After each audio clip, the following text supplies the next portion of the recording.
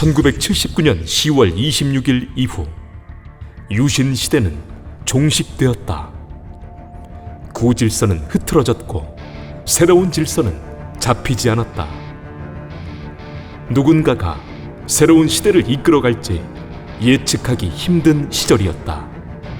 1인자의 공백은 누군가에게는 희망이었고 누군가에게는 절망이었다.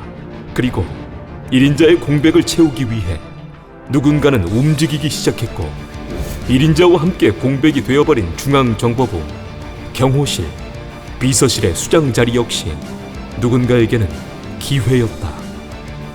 그 시대는 그야말로 혼돈의 시절이었다. 10월 26일 이후 1인자의 자리는 당시 총리였던 최규하가 맡게 되었고 계엄사령관은 참모총장이던 정승화였다. 10월 27일 새벽 정승화는 계엄법에 따라 11.6의 전모를 파악하는 합동수사본부 본부장으로 당시 보안사령관인 전두환을 임명하였다. 전두환, 그는 11.6 7개월 전인 1979년 3월 제1사단장에서 보안사령관으로 전격 등용된 인물이었다. 1인자의 총애를 받는 정규 육사 출신으로 잘 알려진 인물이었지만 사단장 경력 1년 3개월 만에 군단장급 직위에 보직이 된 것이다.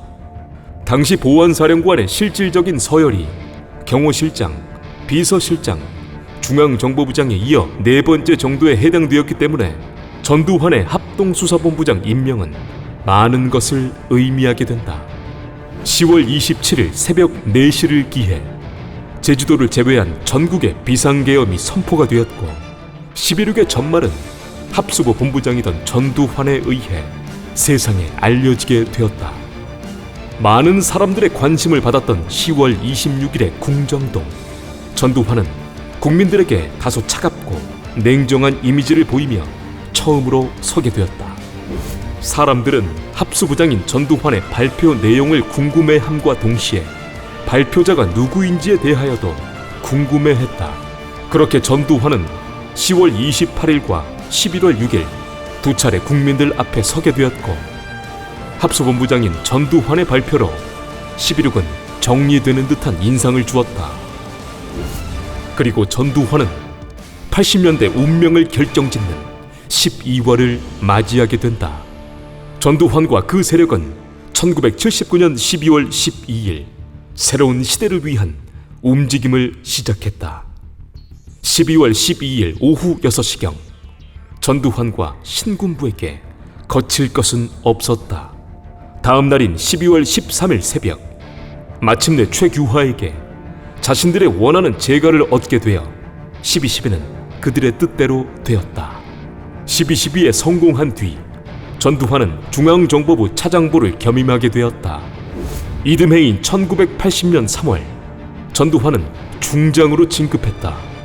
보통 소장에서 중장으로 진급하기 위해서는 최소 6년 정도가 지나야 하나 전두환은 소장으로 진급한 지 3년도 채 안 된 1980년 3월 1일부로 별을 하나 더 달게 되었다. 그러나 전두환은 중장으로의 진급에 부족함을 느꼈다. 별 3개만으로는 국무회의에 참석할 수 없었기 때문이었다.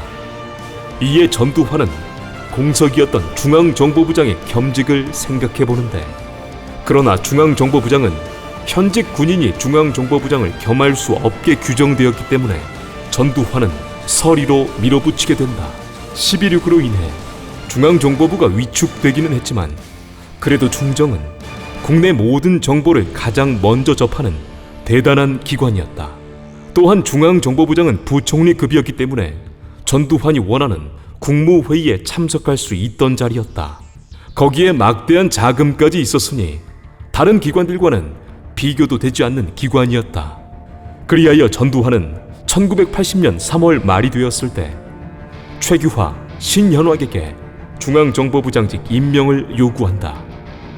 그의 이유는 11.6 이후 침체된 중앙정보부를 안정시키고 올바른 궤도에 올려놓아야 한다는 것. 그러나 두 사람은 전두환의 말에 겸직 규정이 없고 전두환이 현직이라는 이유로 반대를 해보지만 결국 전두환은 중앙정보부장 서리에 1980년 4월 14일 취임하게 된다. 취임과 동시에 그는 전직 중앙정보부 직원과 김재규가 임명했던 실국장, 단장급 간부들에게 일괄 사직서를 받고 간부진을 대폭 교체하게 된다. 이렇게 중앙정보부 차장보를 겸직하던 그는 보안사령관, 중앙정보부장 서리를 겸직하게 되었다. 전두환의 중앙정보부장 겸직은 군을 비롯한 국내 모든 정보를 손에 쥐게 된다는 것을 의미했다. 당일 일간지에는 전두환이 중앙정보부장 서리로 임명되었다는 소식이 전해졌고, 이 소식에 당시 글라이스틴 대사는 하룻밤 사이 12.12 이후 신문지면 일면에 등장했던 전두환이 80년 역사를 뒤틀리게 만든 결정적인 계기였다고 말했다. 전두환의 중앙정보부장 겸직은 당시 실세 중 1인자임을 드러냄이었고, 그들이 전국 운영에 대한 개입을 알리는 신호이기도 했다. 전두환의 겸직에 대해 외신들은 전국 운영 전면에 들어서는 첫 신호, 실권을 장악한 전두환, 앞으로의 행보가 주목된다라는 식의 보도를 내기도 했다.